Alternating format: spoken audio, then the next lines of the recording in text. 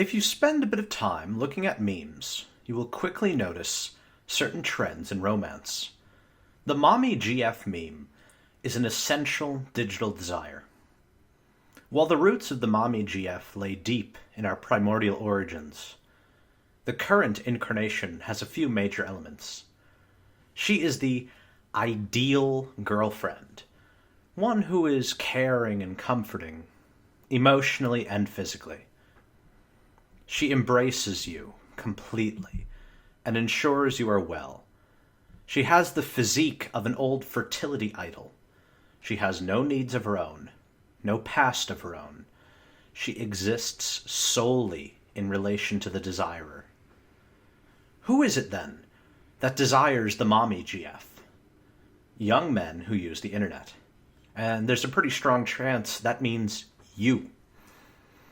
So let's dig into why you desire her. No video exploring the idea of a mommy GF would be complete without Sigmund Freud. The mommy GF meme is proof for a massive cultural Oedipus complex in the flesh. To which you'll think, well, actually, Freud has been discredited. But hear me out. Let's take away all the preconceived notions that you've had about what the Oedipus complex is, and see what you think.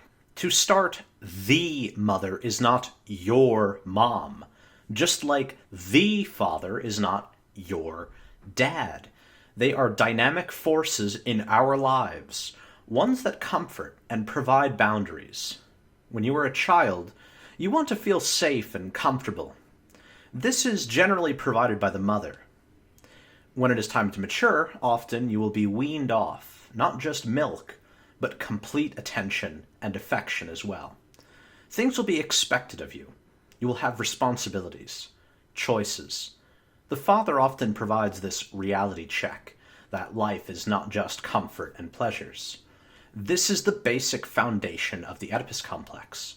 When the child is not given boundaries, they will happily remain in their infantile state indefinitely. Here is where we find the modern man. Your mother is video games, the internet, comfort food, toys and collectibles. These all serve to keep you comfortable and keep you stagnant. You can progress infinitely into the game, endlessly into the web, and eat like you have a hole in your gut. But none of this will move you through life. You remain stuck at home in your mother's grasp. The reasons for this are many, but the general theme is that the suffering and pain of reality are too great for the individual. So they become introverted. They no longer strive for the outside, but satisfy themselves in an internal world of fantasy. Jung describes this perfectly. The incest motif is bound to arise, because when the regressing libido is introverted, it always reactivates the parental imagos, and thus reestablishes the infantile relationship. But this relationship cannot be reestablished, because the libido is an adult libido, which is already bound to sexuality, and inevitably imports an incompatible, incestuous character into the reactivated relationship to the parents.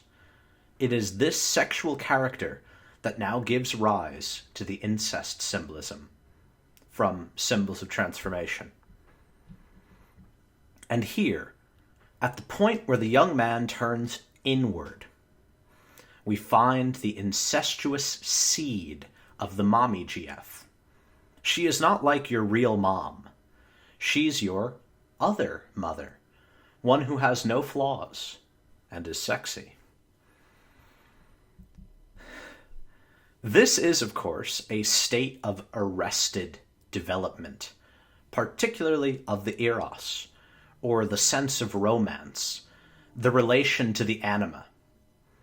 Rather than growing and maturing, this regression inward produces the anima of a young child.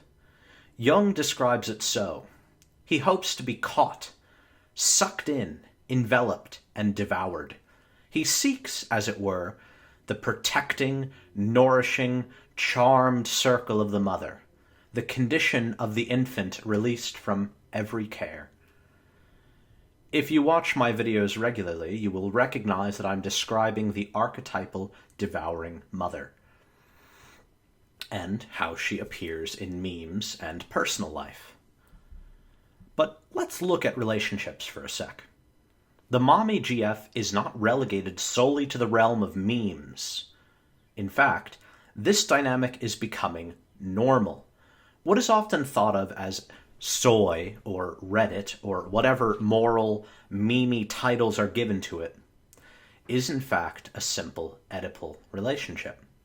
A mutual conspiracy between adults to avoid reality in a cocoon of childish games and products. These relationships are typified by a lack of real masculinity.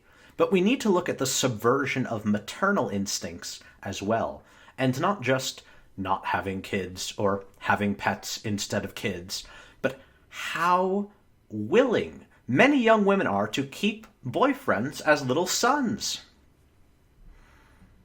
When you look at relationships through the popular and ridiculous meme lens, you will moralize about these things, rather than recognizing how they function psychologically. Let's look at the aesthetic inverse of this dynamic, the trad relationship, upheld by many as a solution to the glaring flaws in modern dating. But what do we find in the trad wife? An ideal mother, a submissive, comforting, caring woman who exists in sole relation to the desirer. The aesthetics are the only thing that shifted. Rather than switches and puppers, we find cottagecore and sewing. The unconscious forces at play in these relationships quite simply do not give a fuck about whether you are trad or soy. They exist to enervate your libido, to ensure that you never individuate and reach beyond meager familial cycles, to pacify your will. To return to the meme itself in its immaterial aspect, we are met with a portrait of the digital anima. The desire for the mommy GF is really a desire to materialize the dynamic you are already caught in, the one between young people and the collective devouring mother, the internet. The one that sucks you in, envelops you, protects you, and ultimately devours you. You were already suckling on the big mommy milkers. The manifold manifestations of her, beyond just the mommy GF meme, but in the waifu, the preference people have for fictional, two-dimensional forms which can't hurt you, the hatred and misogyny that arise from consistent failures that occur in reality, and the feeling of security and safety one feels when they return home, back online, back where they belong. To be clear, the answer to overcoming the mother does not lie in the hatred of her, nor in worshipping and becoming your father. There is only one extraordinarily narrow and dangerous path to overcoming your incestuous stagnation. That is individuation, the path of the hero. You must become what you are, to remember that thou hast no right but to do what thou wilt. I am reminded of a passage in the Tibetan Book of the Dead, one that I hope will enlighten you as it did me. O son, whatever you see, however terrifying it is, recognize it as your own projection. Recognize it as luminosity, the natural radiance of your own mind. If you recognize in this way, you will become a Buddha at that very moment, there is no doubt. What is called perfect, instantaneous enlightenment will occur on the spot. O son of noble family, if you do not recognize now and are still afraid, all the peaceful deities will appear in the form of Mahakala, and all the wrathful deities will appear in the form of the Dharma King, the Lord of Death, and you will wander in samsara, with all your projections turned into demons. O son of noble family, if you do not recognize your own projections, even though you have practiced Dharma for an aeon and are learned in all the sutras and tantras, you will not become a Buddha. But if you recognize your projections, with one secret and one word, you will become a Buddha. Memes are these projections of our unconscious. If we can recognize them, we will ascend. If we remain in the illusion, they will haunt you as demons. These concepts that I provide, the Digital Anima and other monsters, these are demons that must be recognized as a product of our own souls. Individuation is the process of taking these horrific figures and accepting them as our own. If you can recognize this, then you already know that memes matter. This video is essentially a prologue to my case study series. This motif of the individual who becomes trapped in the infantile world of illusions will be a major one, especially in the incestuous relationship between Barb Chandler and Chris Chan. If you enjoy my videos, I'm now publishing my writing on Substack, so check out the link below. And if you want to support the channel, consider becoming a patron.